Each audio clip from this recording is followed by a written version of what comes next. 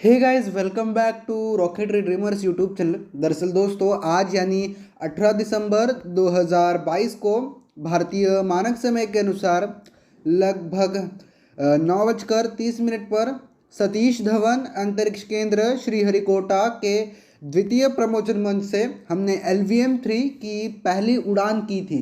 जी हाँ दोस्तों, LVM-3 या जिसे हम जियो सिंक्रोनस सैटेलाइट लॉन्च व्हीकल कहते हैं, उसका सबसे पहला प्रक्षेपण हमने आज यानी 18 दिसंबर। दरअसल इस मिशन का नाम था LVM-3 एक्स केयर मॉड्यूल। इसमें हमने एक केयर मॉड्यूल डाला था जिसको हमने बाद में रिकवर भी किया था।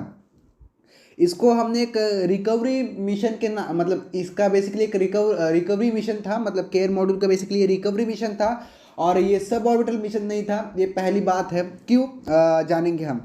देखिए, ये जो मिशन था, इस मिशन में हमने सॉलिड स्ट्रैपॉन्स भी लगाए थे जो 200 टन के थे। फिर हमारा कोर स्टेज जो L110 स्टेज है, 110 टन वाला जो हमारा कोर स्टेज है, उसको भी लगा था। लेकिन जो क्रायोजेनिक स्टेज है, जो ब्लैक कलर का पार्ट आपको देखने को मिलता है, उस क्रायोजेनिक स्टेज को हमने पैसिव रखा था, यानी कि उसमें कोई भी ईंधन नहीं था। वो बस उड़ा था, वो कभी भी इग्नाइट नहीं हुआ इस मिशन के दौरान। और बस उसके बाद जो केयर मॉड्यूल है उसको सेपरेट किया गया सारे चरणों के बाद। उसके बाद जो केयर मॉड्यूल है, वो care module Bay of Bengal में सफलतापूर्वक आप कह सकते हो उसका मतलब मिशन का एंड हुआ। बेसिकली इस मिशन की शुरुआत लगभग 18 दिसंबर 2014 को भारतीय मानक समय के अनुसार 9:30 पर हुई थी। रॉकेट हमारा LVM-3 था। LVM-3 यानी GSLV Mark 3 वो रॉकेट था। सतीश धवन अंतरिक्ष केंद्र श्रीहरिकोटा के प्रथम प्रमोचन मंच से नहीं, हमने द्वितीय प्रमोचन मंच से इसका लॉन्च किया था। सेकंड लॉन्च पैड से इसका लॉन्च किया था। आप ये फुटेज देख सकते हो, ये रियल फुटेज है लॉन्च का। उसके बाद इसरो ने इसका जो रिकवरी मिशन है, वो recovery mission Bay of Bengal में किया था। मतलब लैंडिंग साइट इसकी बे ऑफ बंगाल में थी। 18 दिसंबर 2014 को लगभग 9:45 पर ये जो मिशन है, ये मिशन समाप्ति की ओर बढ़ गया और समाप्त हो गया। अगर हम प्रमोचन भार की बात करें, यानी इस रिकवरी जो केयर मॉड्यूल है उसके अगर हम प्रमोचन भार की बात करें, तो लगभग ये जो इसका जो प्रमोचन भार है वो लगभग 3735 किलोग्राम्स का है। और अगर हम डायमेंशंस की बात करें तो 10.2 इंटू 8.9 फीट के इसके डायमेंशंस है और 19 मिनट का इसका ड्यूरेशन था। लगभग रेंज की बात करें तो 1600 किलोमीटर्स की रेंज थी और एपोजी की बात करें तो 126 किलोमीटर्स की इसकी एपोजी थी। और केयर मॉड्यूल का हमने सफलतापूर्वक आप कह सकते हो टेस्ट, एक सब ऑर्बिटल टेस्ट किया था हमारे LVM-3 यानी GSLV Mark 3 के जरिए। दरअसल दोस्तों, ये मिशन काफ़ी महत्वपूर्ण था GSLV के लिए, क्योंकि GSLV मतलब उस आप कह सकते हो प्रक्षेपण के बाद हमने GSLV की रियल जो आप कह सकते हो ताकत है वो आजमाई थी ऑन बोर्ड। मतलब शॉर्ट फॉर्म में बताओ तो रियल ताकत तब हमें पता चली थी कि GSLV की रियल ताकत है क्या। वैसे तो ये जो LVM-3 एक्स केयर मिशन है, ये LVM-3 एक्स केयर मिशन, इसको हमने लगभग अगर हम बात करें तो इसकी एक प्रायोगिक उड़ान थी। उसके साथ ही साथ जो MK3 है, GSLV Mark 3 रॉकेट या LVM-3 रॉकेट, पहले GSLV Mark 3 को मतलब LVM-3 रॉकेट को पहले हम GSLV Mark 3 कहते थे। और GSLV Mark 3 का ये जो मिशन का नाम था वो LVM-3 एक्स केयर मॉड्यूल था। इसके पेलोड के रूप में crew module atmospheric re entry experiment यानी कि केयर इसका नाम दिया गया था। क्रू मॉड्यूल था वो। बेसिकली अगर इस क्रू मॉड्यूल का आप नाम सर्च करोगे तो केयर आएगा।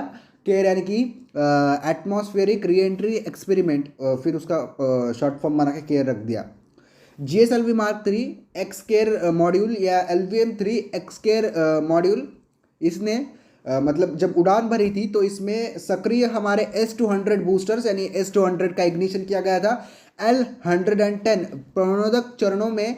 और डमी इंजन के साथ जो हमारा C25 चरण था वो दरअसल निष्क्रिय था, यानी डमी चरण था या डमी इंजन लगाया गया था C25 चरण पर।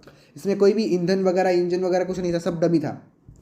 तो जो C25 चरण है उसके साथ भी इसने उड़ान भरी, लेकिन C25 चरण ये एक आप कह सकते हो निष्क्रिय चरण था। उसके साथ ही साथ लॉक्स और LH2 टैंक क्रमशः लिक्विड नाइट्रोजन LN2 और गैसीय नाइट्रोजन GN2 में भरे हुए थे। यानी कि जो लॉक्स और लिक्विड हाइड्रोजन के जो टैंक होते हैं उनमें हमने बेसिकली LN2 यानी लिक्विड नाइट्रोजन और गैसीय नाइट्रोजन यानी GN2 को भरा गया था ताकि प्रेशर मेंटेन रहे। और बाहरी वाहन विन्यास GSLV मार्क 3 D1 के समान है जो सामान्य वाहन विन्यास है। मतलब बेसिकली जो डायमीटर था हमारे LVM-3 रॉकेट का, वो बेसिकली मतलब जो GSLV का जो लॉन्च किया था हमने 18 दिसंबर 2014 को, उसका जो डायमीटर था वो बेसिकली सारे GSLV के डायमीटर को मैच कर रहा था। ऐसे ही उन्होंने ये विन्यास यानी कि डायमीटर ही होता है शायद से, अगर मैं गलत नहीं हूँ तो। पेलोड पेयरिंग और स्पेसक्राफ्ट सेपरेशन सिस्टम भी काम कर रहे हैं। मिशन को अलग होने पर केयर को एक उपयुक्त ऊंचाई, वेग और उड़ान पथ कोण प्रदान करने के लिए डिज़ाइन किया गया था। अगर हम ऊंचाई की बात करें तो 43.43 मीटर इस की ऊंचाई थी। उसके साथ ही साथ इस पूरे रॉकेट की ऊंचाई 43.43 मीटर थी। अगर हम लिफ्ट ऑफ मास की बात करें तो 430.58 टन इसका पूरा वजन था।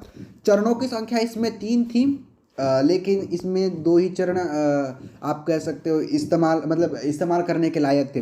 पेलोड दरअसल हमारा केयर मॉड्यूल था। अगर हम चरणों के पैरामीटर्स की बात करें तो S200 बूस्टर्स की लंबाई लगभग 25.75 मीटर्स थी। उसके साथ ही साथ अगर हम व्यास की बात करें तो 3.2 मीटर इसका व्यास था। और अगर हम प्रणोदन की बात करें तो ऑफकोर्स S200 बूस्टर यानी कि सॉलिड बूस्टर है, तो इसमें HTPB यानी हाइड्रोक्सिल टर्मिनेटेड पॉलीब्यूटाडाइन हम इस्तेमाल करते हैं। और अगर हम लिफ्ट ऑफ की बात करें, लिफ्ट ऑफ मास की, तो 238 टन यानी 238 टन। एनीवेज चलो मतलब जो हमारा सेकंड स्टेज है, लिक्विड स्टेज है, इसकी बात करते हैं हम L110 स्टेज। इसकी ऊंचाई लगभग 21.26 मीटर की इसकी लंबाई थी, 4 मीटर का इसका व्यास था। ये UH-25 यानी अनसिमेट्रिकल डायमेथाइल हाइड्रोजन और N2O4 यानी नाइट्रोजन टेट्राऑक्साइड ईंधन और ऑक्सीडाइजर के रूप में इस्तेमाल कर रहा था। प्रणोदक द्रव्यमान इसका 115 टन था। लगभग लिफ्ट ऑफ मास की बात करते 125.6 टन था। और अगर हम क्रायोजेनिक स्टेज की बात करें, जो इसमें एक पैसिव स्टेज था जिसका हमने मतलब इसका काम भी हमने कुछ नहीं किया था। अगर हम पैसिव स्टेज की बात करें जो C25 स्टेज था, उसकी कुल लंबाई 13.32 मीटर थी, व्यास इसका 4 मीटर था। और अगर हम प्रणोदक की बात करें तो इसमें सिर्फ और सिर्फ एक प्रेशर बढ़ाने के लिए अंदर टैंक का आप कह सकते हो LN2 मास सिमुलेशन के लिए इस्तेमाल किया गया था। और अगर हम प्रणोदक द्रव्यमान की बात करें तो 15 टन इसमें फ्यूल भरा गया था, मतलब जो भी है वो प्रणोदक। और लिफ्ट ऑफ मास की बात करें तो 18.3 टन इसका मतलब पैसिव स्टेज का भी वजन था। सो एनीवेज ये तो कुछ डिटेल्स हो गए। होप आपको ये वीडियो पसंद आई होगी, क्योंकि ये काफ़ी मतलब मुझे तो पसंद आई है यार ये वीडियो, मतलब बनाने में मुझे काफ़ी पसंद आया है ये वीडियो। क्योंकि देखिए ये काफ़ी मतलब अच्छा मिशन था यार LVM-3 केयर मॉड्यूल का। सो एनीवेज होप सो हम एक ऐसा ही मिशन जल्दी देखेंगे। आप देख पा रहे होंगे यहाँ ये सारा डमी है, आप देख ही पा रहे होंगे पूरा फोटो ही मतलब स्टेज डमी है जैसे उन्होंने बनाया है। एक्चुअली जो रियल क्रायोजेनिक इंजन है वो ब्लैक कलर का है, लेकिन मतलब ब्लैक कलर का वो इंसुलेशन लगा देते हैं, पर लेकिन अंदर से कुछ इस प्रकार वो क्रायोजेनिक मतलब स्टेज दिखता है, उसके ऊपर वो ब्लैक कलर का इंसुलेशन चढ़ा देते हैं। सो ये कुछ इस प्रकार इंजन मतलब स्टेज था C25, ये निष्क्रिय स्टेज था। उसके बाद केयर मॉड्यूल का वो सब आप देख पा रहे होंगे, ये सारे मतलब केयर मॉड्यूल का आप कह सकते हो रिकवरी हो रही है। सो एनीवेज काफ़ी कूल मिशन था ये, अच्छा मिशन था, इतना सोफेस्टिकेटेड मिशन नहीं था। मज़ा आया भाई मिशन, मतलब मुझे तो मज़ा आया। एनीवेज खैर आपको कैसा लगा ये मिशन मुझे कमेंट सेक्शन में ज़रूर बताना। एनीवेज इस वीडियो में इतना ही, मिलेंगे किसी और वीडियो में, तब तक के लिए जय हिंद, वंदे मातरम।